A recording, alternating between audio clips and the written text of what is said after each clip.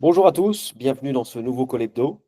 Nous allons étudier un petit peu la situation du portefeuille relativement à ce qui s'est passé dans la semaine du 24 au 28 février 2025. C'est l'objet de la newsletter numéro 35 qui vous a été envoyée le week-end dernier. Alors, c'est parti. Je vais directement au slide qui nous intéresse. Donc, évidemment, au premier chef, le revenu attendu du portefeuille. On est, comme vous pouvez le voir, à 4 093 $ de revenus mensuels nets après impôt attendu après 20 ans, donc en année 21. Donc, si vous commencez le portefeuille aujourd'hui, vous pouvez attendre en 2046 un revenu mensuel net de ce portefeuille de 4 093 $. On est donc bien toujours au-dessus de notre objectif de 4 000 $. Je vous rappelle que ce portefeuille est destiné à n'importe quel investisseur particulier qui souhaite se créer un revenu complémentaire, qui souhaite préparer sa retraite. Beaucoup de cas de figure. Je l'ai créé à mon image, donc en termes de montant d'investissement de départ, en termes d'horizon d'investissement et en termes de revenus souhaités à la sortie. Mais ce portefeuille est évidemment adaptable à n'importe quelle situation.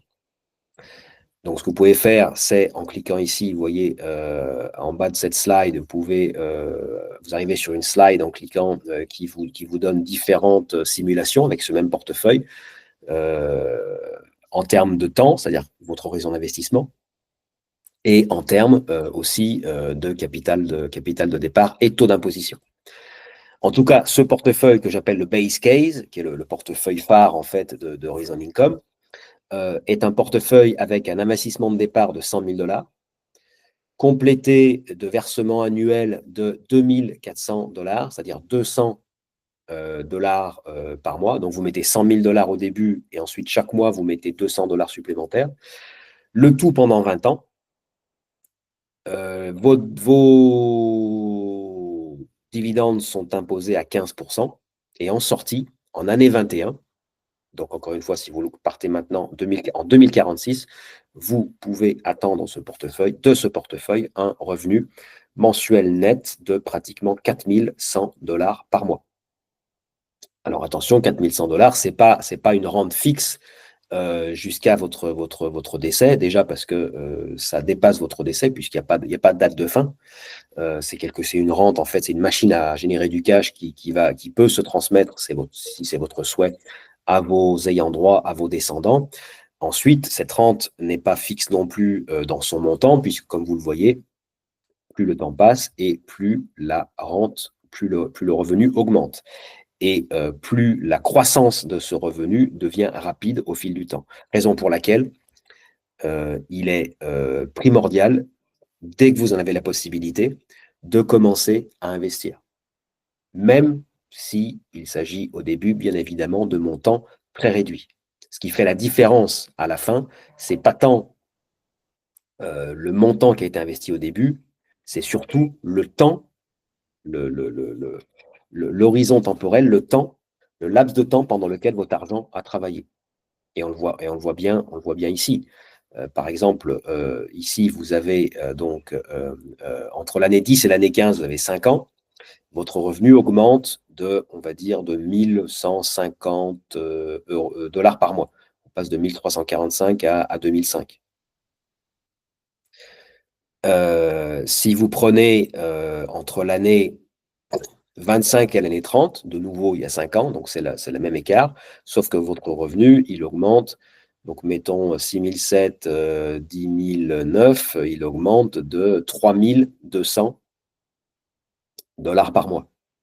C'est-à-dire que pour la même période de 5 ans, ça augmente plus de 2 fois plus vite que les 5 ans qui séparent l'année 10 de l'année 15.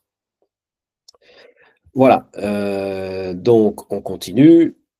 Si on raisonne non plus en termes de revenus, en termes de monétaire, mais en termes de rendement, de taux de rendement, ce qu'on observe, c'est donc toujours notre objectif en année 20, enfin au terme de 20 ans, donc en année 21, le montant en dividende que vous allez recevoir de ce portefeuille au titre de la seule année 21 va représenter 33%, c'est-à-dire un tiers exactement, un tiers de la totalité de l'argent que vous avez mis dans ce portefeuille depuis le début. Donc le flux de l'année 21, d'une seule année, va représenter un tiers de tout ce que vous avez investi dans ce portefeuille depuis 20 ans, depuis le lancement du portefeuille. Vous voyez par exemple, j'appuie là-dessus parce que c'est important, si vous avez un horizon de gestion qui est plus long que le mien parce que vous avez commencé plus tôt, bah, ici on voit par exemple que quelque part entre l'année 30 et l'année 35, le taux de rendement va être de 100%. Mettons que ça soit après 32 ans, par exemple, qu'on soit à 100, ce qui veut dire qu'au titre de la seule année 33, le flux de dividendes que vous allez recevoir de ce portefeuille au titre donc de la seule année 33 va représenter 100% de tout ce que vous avez investi depuis le début. C'est-à-dire qu'en fait, vous allez l'argent que vous allez recevoir, les dividendes que vous allez recevoir au titre de la seule année 33 vont vous rembourser de la totalité de l'argent que vous avez mis dans ce portefeuille depuis son lancement. Ça, c'est pour l'année 33. Mais en l'année 34, ça continue. Donc, c'est comme si, à partir de l'année 34, en fait, votre rendement vient gratuitement parce que vous avez déjà récupéré, sous forme de dividendes, tout l'argent que vous avez mis que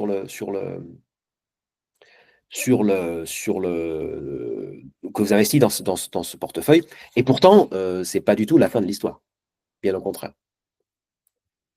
C'est important aussi c'est important de raisonner en termes monétaires, mais c'est aussi important de raisonner en termes de taux de rendement parce que c'est via le taux de rendement que vous allez pouvoir comparer cette solution avec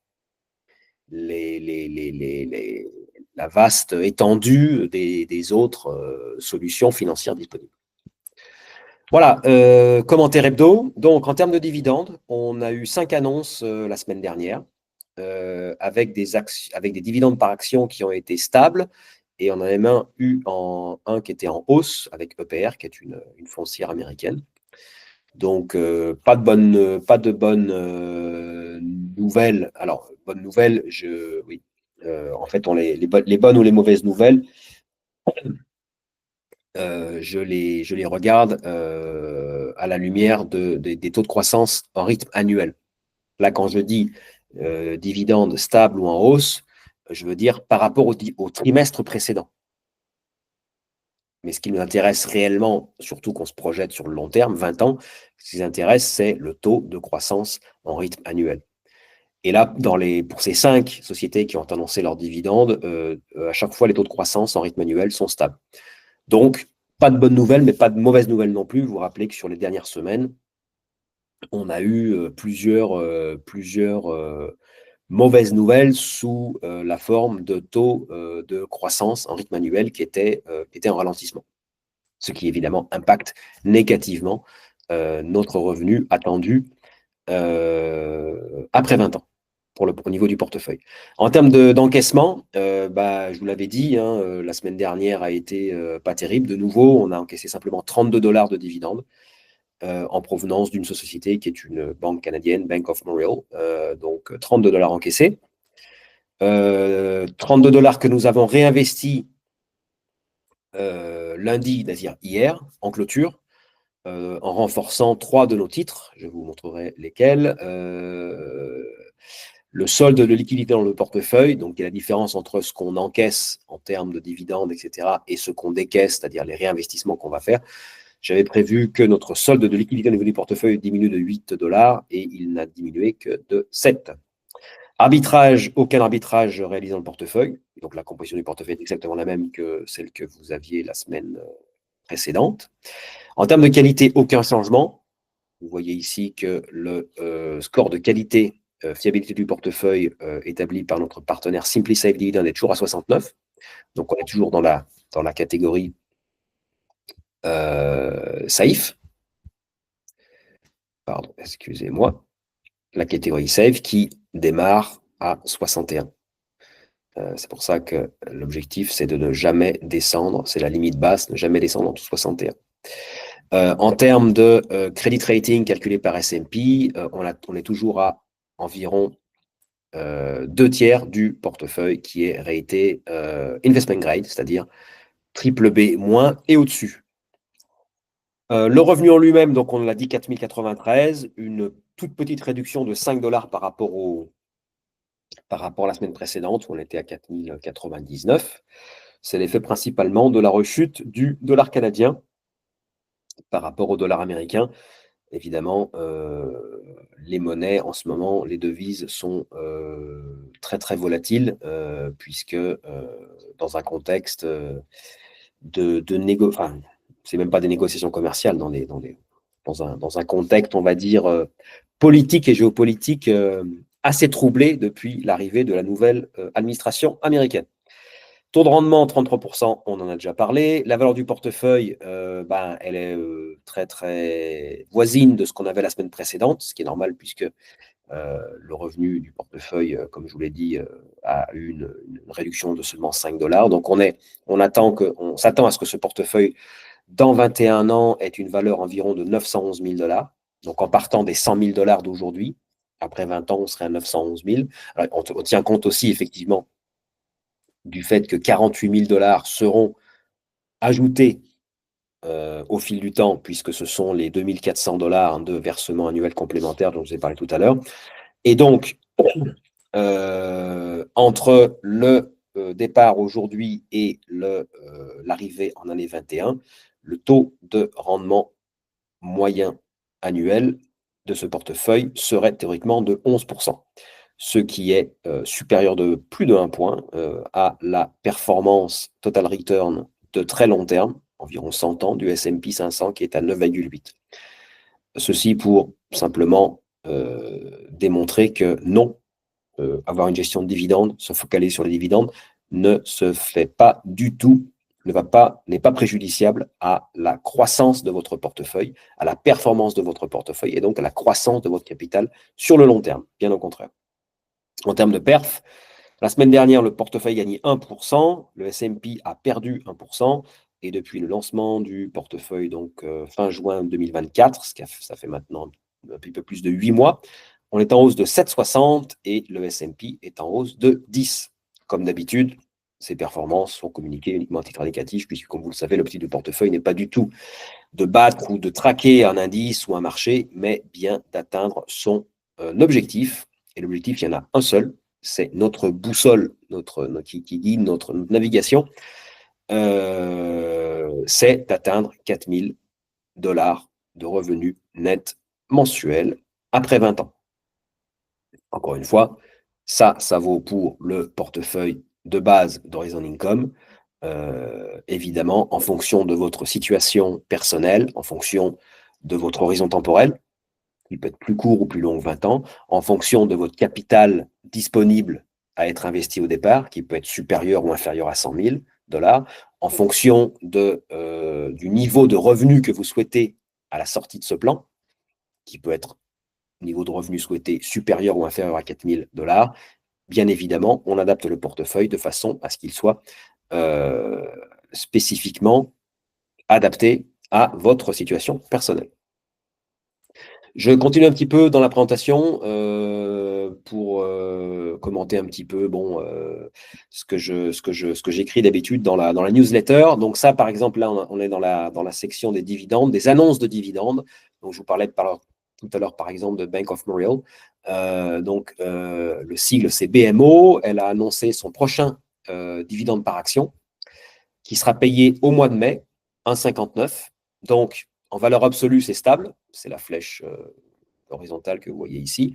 1,59, stable par rapport à ce qui avait été payé le trimestre précédent au mois de février. La progression est aussi stable en rythme annuel, puisque au mois de février, la progression était de 5,3%. C'est la différence entre 1,59 février 25 et 1,51 février 24. Au mois de mai, on sera toujours à 1,59 par rapport à 1,51, donc 5,3%. Ce qui veut dire qu'il n'y a pas de changement suite à cette annonce de BMO dans notre portefeuille, puisque le taux de croissance annuel futur des dividendes de cette société, retenu dans notre modèle, reste inchangé à 7,80. 7,80, ça sort d'où? C'est la moyenne pondérée entre la croissance moyenne annuelle du dividende sur les 5 dernières années de BMO, qui était de 9%, et 5,3, qui est donc la dernière annonce en date. Donc ça, c'est pour BMO. Après, on a eu une annonce de Toronto Dominion, une autre banque canadienne, même chose. Après, on a eu Altria, la marque Marlboro, pour ceux qui connaissent. Toujours pareil, donc en valeur absolue stable et en progression en rythme annuel stable.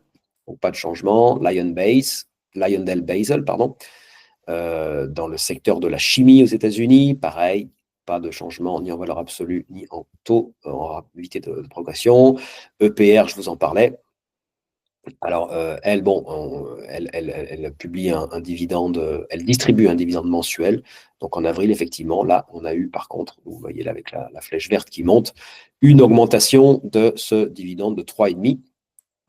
Voilà. Donc, ça, c'est plutôt une bonne nouvelle. Mais voilà. Ça, c'est un graphique qui vous montre l'évolution. Alors, les barres orange vous montrent l'évolution du total des dividendes reçus dans le portefeuille depuis le lancement. Donc, on est à 3 280 $ depuis juin 2024. Et la ligne bleue vous montre l'évolution mensuelle. Donc, les barres orange, c'est le cumul. Et la ligne bleue, c'est l'évolution mensuelle. Alors, vous voyez effectivement de grosses différences. Hein. Bon, on va de, par exemple, ce mois-ci, là, le 9e mois, pas terrible, aux alentours de 100 $ pour l'instant. Le mois numéro 4, donc comme on est parti en juin, juillet, août, septembre, octobre, en octobre 2024, par exemple, on a encaissé 750 $ de dividendes. Alors, ce n'est pas du tout lié à des effets d'annonce par les sociétés, c'est simplement les hasards du calendrier.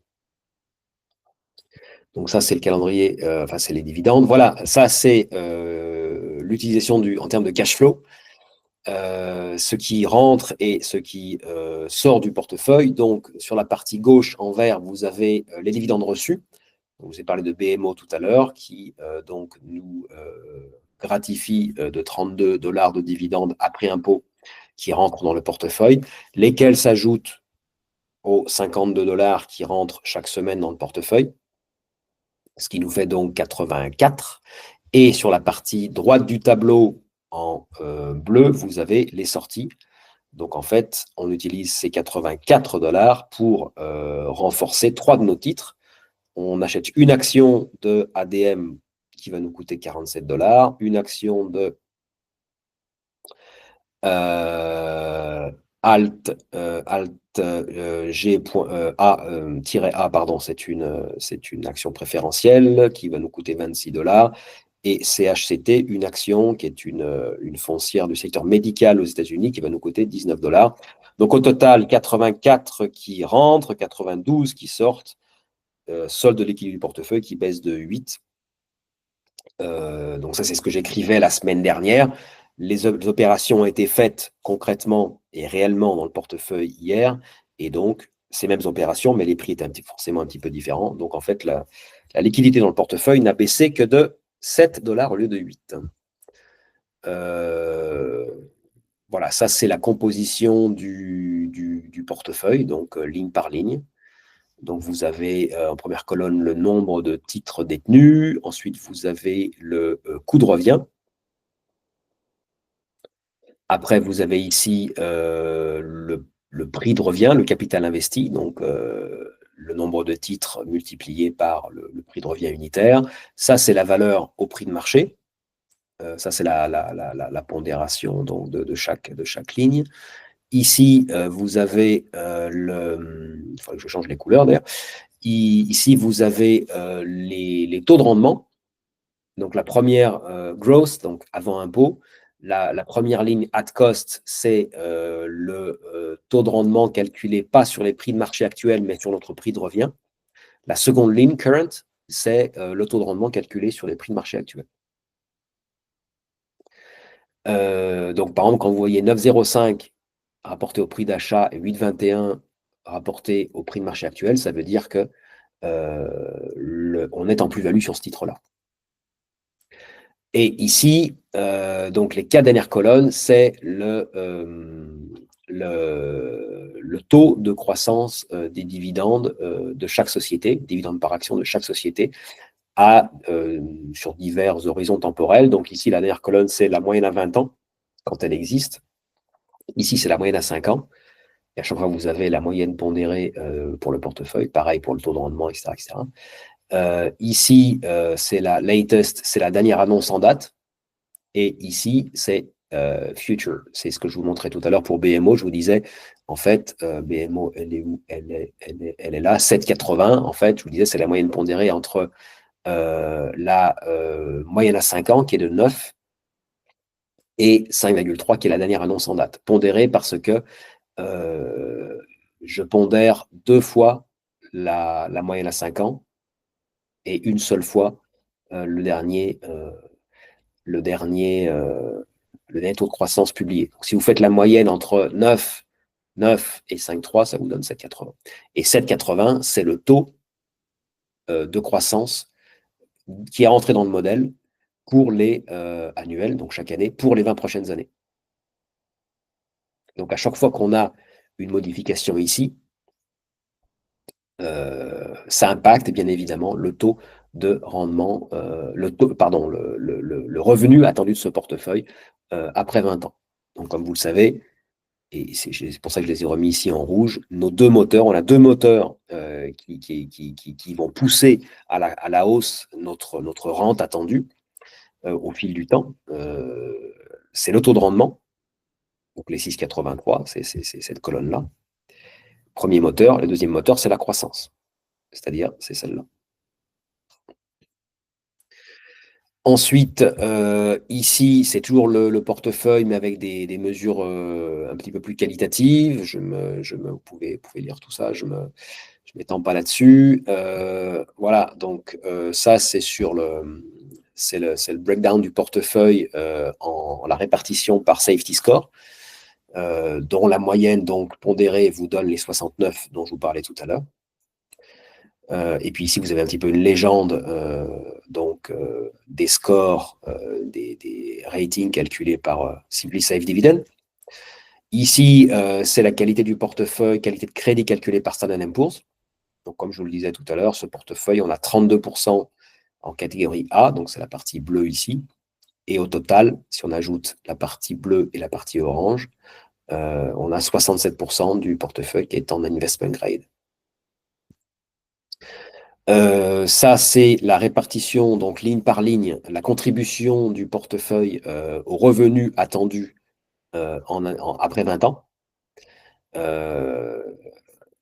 Un indice de concentration intéressant, c'est que les 10 premières lignes, le cumul des 10 premières lignes représente 51% du revenu attendu du portefeuille dans 20 ans. La contribution moyenne est de 3%. 3%, c'est la barre qui est ici. On essaye on commence à rentrer dans une zone d'attention quand on dépasse 5. Donc aujourd'hui, par exemple, on a 3 valeurs qui dépassent 5.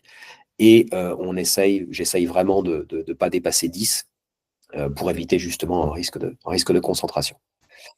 Ça, c'est la même chose, mais au lieu de calculer la contribution au revenu attendu du portefeuille, là, c'est plus statique. C'est le capital investi dans ce portefeuille depuis le début, la répartition. Donc, vous voyez qu'ici que les 10 premières lignes représentent un peu plus d'un tiers du capital investi. Donc là, les écarts sont beaucoup moins grands par rapport au graphique précédent qu'on a vu juste avant. Ça, c'est la répartition du portefeuille par secteur. Donc l'idée ici, c'est d'avoir en règle générale, c'est d'avoir une exposition sur des secteurs qui ne sont pas trop cycliques, parce que qui dit cyclique dit earnings, performance économique et financière, qui monte et qui baisse au gré des cycles économiques, et avec le risque que quand les performances baissent, les dividendes baissent aussi. Donc, c'est pour ça qu'on aime bien être sur des secteurs comme les staple goods, comme les biens de consommation donc durables, comme les utilities, distribution d'eau, de gaz, d'électricité, etc., etc. Le secteur, par exemple, de food and tobacco, etc., etc. Ceci dit, on n'a pas que ces secteurs-là parce que il faut aussi qu'on aille quand même chercher du rendement pour atteindre notre objectif. Donc l'idée, c'est d'être le plus possible dans des secteurs pas trop cycliques. Et quand on a une exposition au secteur cyclique, si possible, on ait en face une exposition à d'autres secteurs dont la cyclicité est différente, de façon à ce que quand un secteur va mal ou un peu moins bien, un autre secteur compense. Donc voilà pour ça. Bon, ça, c'est la répartition par classe d'actifs. Bon, on n'investit qu'en actions, ça vous le savez, mais on a des actions ordinaires qui représentent 80% du portefeuille, c'est la partie bleue ici. On a des actions préférentielles qui sont les titres hybrides entre les actions et les obligations, dont j'ai réduit la part ces derniers temps. On n'est plus qu'à 17%. J'ai réduit la part parce qu'on était pour la moitié de la classe Preferred Shares, on était investi sur des Preferred Shares à taux variable. Et comme, notamment au Canada, et comme la Bank of Canada est bien engagée sur sa voie de réduction des taux, en fait, on était en train de perdre du revenu, de perdre du rendement. Donc, je les ai allégés, ce qui fait qu'aujourd'hui, on a plus que 17% d'exposition aux preferred shares, et puis on a 3% au cash. Voilà, en termes de currency, en termes de devises, on est grosso modo 80-20, 80 dollars américains et 21% dollars canadiens. Et ça, c'est le graphe de la performance du portefeuille en bleu, indexé à 100 pour pouvoir la comparer plus facilement au S&P. Le S&P est en orange, le portefeuille est en bleu. Et ce que je voulais montrer, et j'ai mis des histogrammes gris pour montrer le revenu attendu du portefeuille, pour montrer le fait que le revenu attendu du portefeuille, il monte, il baisse un peu chaque semaine. Mais si vous regardez l'échelle, donc il faut lire sur l'échelle de droite ici, en fait, la volatilité est quand même assez faible. On n'est jamais passé en dessous des 4000, par exemple, qui est cette ligne-là. On est toujours, grosso modo, entre 4000 et 4250. L'amplitude des variations est très faible, alors que si vous regardez l'amplitude des variations de la valeur du portefeuille, donc du prix du portefeuille en bleu, là, vous voyez que c'est très, très volatile. Donc, quand vous gérez sur le long terme, quand vous entrez dans un moment de marché où la volatilité est très, très forte, donc les prix soit baissent fortement, soit augmentent fortement, c'est difficile de garder la tête froide et de rester droit dans vos bottes et continuer votre plan d'investissement comme il est prévu, si vous n'avez pas quelque part une espèce de boussole, une encre qui vous montre que les marchés sont irrationnels, ça monte, ça baisse, etc., etc. Les médias en remettent toujours une couche pour que les émotions rentrent en jeu, parce que c'est quand les émotions rentrent en jeu que les intermédiaires financiers gagnent de l'argent, puisque c'est là que vous allez faire des trades dans votre portefeuille. Hein, vous allez avoir tendance à vouloir vendre quand ça baisse, à vouloir acheter quand ça monte, évidemment le contraire de ce qu'il faudrait faire. Donc vous, ça vous crée potentiellement des gros problèmes dans votre performance, des gros trous dans votre portefeuille, mais les intermédiaires, eux, ça leur fait faire beaucoup d'argent, donc ils aiment bien jouer sur les émotions. La seule façon pour que vous puissiez garder vos émotions sous contrôle et faire en sorte que ce soit toujours votre rationalité qui dicte vos décisions d'investissement, c'est d'avoir quelque chose qui reste beaucoup plus stable par rapport à ces prix qui s'affolent dans tous les sens. Et cette chose qui est stable, ce sont les dividendes. C'est ce que je veux montrer par ce graphique. Voilà, je crois qu'on a fait le tour. Simplement, je peux peut-être vous montrer si ça marche. Voilà, le portefeuille, ce qu'on attend cette semaine. Donc, je vous disais que la semaine dernière était pas terrible. Alors, cette semaine, donc on est déjà mardi, on a déjà encaissé 2 dividendes hier, donc le 3, de Enbridge et de WEC, WEC. Alors là, ces montants sont bruts d'impôts, donc il faut enlever à chaque fois 15%. Enfin, donc on est avant impôt, on est à 76. Et puis, on attend encore cette semaine 81 $ de CHCT et 49 $ de Pfizer. Donc, on va avoir une semaine plutôt bonne en termes de tombée de dividendes. Donc, ça va nous faire beaucoup d'argent qu'on va pouvoir réinvestir. Donc, tant mieux, surtout si les marchés continuent de corriger, comme c'est le cas, tant mieux. Et comme vous le voyez, la semaine prochaine sera encore meilleure et celle d'après encore meilleure. Après, on aura un gros trou sur l'avant-dernière semaine ou la dernière semaine du mois de mars. La première semaine à cheval entre mars et avril sera très, très riche. Voilà. Donc ça aussi, c'est ce qui nous permet d'avoir une bonne visibilité sur les flux entrant dans le portefeuille, ce qui nous permet aussi de préparer nos achats et de ne jamais être pris à dépourvu. Au dépourvu, pardon. Voilà, je crois que c'est tout ce que je voulais vous dire. Je vous remercie pour votre attention. N'hésitez pas à me contacter si vous avez des questions sur le portefeuille, si vous demandez ce que ça pourrait vouloir dire pour vous, si on l'adapte à vos situations personnelles. N'hésitez pas à me contacter sur Facebook, non, sur YouTube, sur LinkedIn, pardon, je vais y arriver. Je suis aussi sur YouTube, mais sur LinkedIn ou sur le site, on va dire, le Mother Site, qui est sur Substack.